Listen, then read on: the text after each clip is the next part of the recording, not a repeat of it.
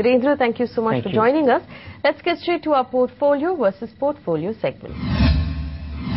Well, our lucky viewer this week is Kaushik, who writes in from Dubai. He's 32 years old. He has a monthly saving of 1 lakh rupees. Now, he wants to create a corpus of 10 crore rupees in 30 years. Now, this is apart from buying 2 homes in India over the next 10 years, one for his parents in Kolkata and one for himself in Delhi. Now, he sent us his portfolio. He has enough insurance, he has a contingency fund, and he has plenty of debt investments as well. But the worrying thing is that he only has about 14,000 rupees going into mutual funds every month.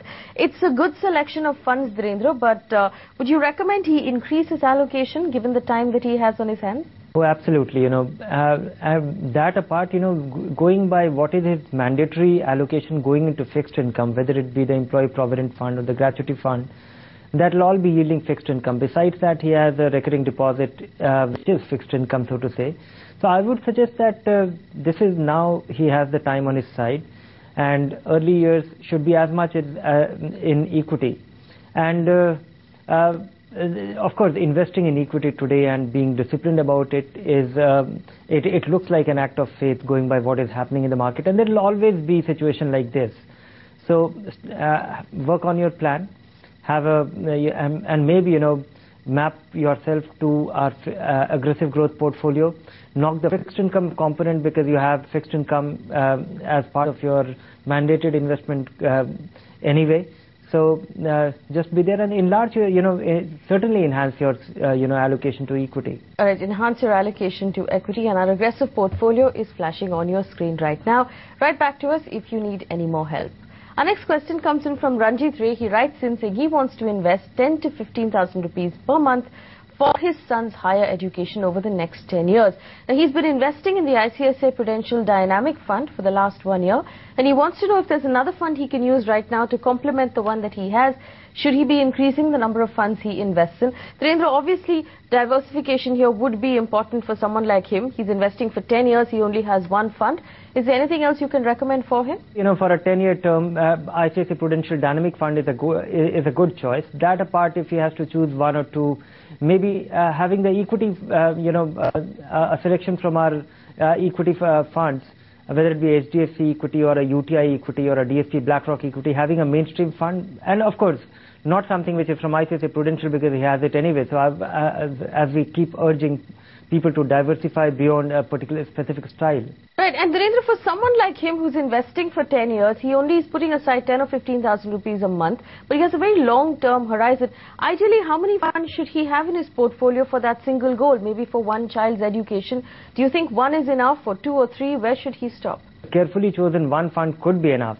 And if somebody is choosing a balanced fund, then one might get a varied kind of exposure with tax efficiency. 2 or 3 funds can help you achieve adequate diversification, and anything beyond that, it must have a very substantial rationale for it to find a place in your portfolio. It's time now for our popular hold or sell segment, where we look at one entire portfolio and tell that viewer what he should be holding or selling. Ashwin Maniyar has written in. He has 3 lovely grandchildren and he's been investing for them. He has one portfolio per grandchild, Dhirendra, and his aim is to accumulate a corpus of 50 lakh rupees in the next 20 years for each of them. Now, he wants to know if his investments are on track. Let's begin with his first grandson, and this one's the oldest. This portfolio was begun in 2001. He's investing 1,500 rupees every month in the DSP BlackRock Equity and HDFC Top 200. Should he make any changes? These 2 funds are good enough, and I think it's going to be a fairly stable even among the equity universe. So I would say stick to it, continue, stay on course with your plan. Moving on to his second grandson, a portfolio that's been on now for 10 years. 1,500 rupees going into the DSP BlackRock Top 100 Equity and HDFC Top 200. These funds are largely similar. Would you want him to make any changes? No, I think for a 10-year term, being into these 2 funds, because they are not necessarily DSP Top 100 of course is a large cap fund, but the other fund is a larger mid cap fund, and he's getting adequate exposure. And over these long period of time, 10 years, 15 years, the differential, the difference in return of of a different category may not be very substantial. And I think the biggest the challenge will be staying on course, and keep investing through all the lean times, during this period. All right, and his last portfolio for his third grandson, he began in 2006. Now, he's been investing 1,500 rupees a month. He has HDFC Equity, HDFC Top 200, and the ICICI Prudential Focused Blue Chip Equity. They're all good funds. Focused Blue Chip is a phenomenal fund, but do you think that you'd like to make some changes here? Yeah, I would like to, make some changes just for the sake of diversity. For example, HDFC Equity and HDFC Top 200, there will be a reasonable overlap. And HDFC Top 200 can get replaced. Also, this portfolio happens to be, will remain invested for the longest period.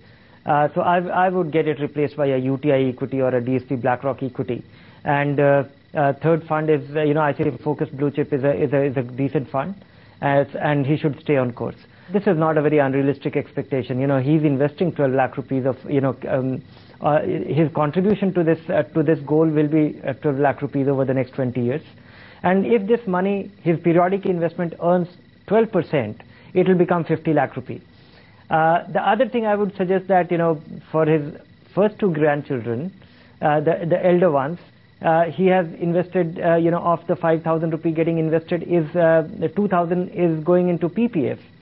I'm afraid, his youngest grandchild will be more wealthy, because over this time period, 4,500 getting all of it going into equity might translate into substantially higher return. So would you recommend he continue investing in that PPF at this point, or should he be investing more of that money into equity for his older two grandchildren? I would strongly urge him to keep away from PPF for now, and he should just continue the PPF account, and maybe once the kids get closer to 4 or 5 years a time frame, they are more likely to need that money. Maybe a part of all the accumulation into equity steadily, on an annual basis, he starts moving a part of the money into fixed income, so that it is realizable and it is not, exposed to the market risk as they get closer to their goal. All right, Ashwin, that's the advice you're getting right now. Remember, if you can stop investing in the PPF right now, move that money into equity, you'll be able to get better returns. But Dhirendra, they're saying that your portfolio seems like it will take you to your target of 50 lakh rupees per child in 20 years. Remember, you can write back to us if you need any more help with your investments. If you have a question for Dhirendra, write to us on the email ID that's at the bottom of your screen.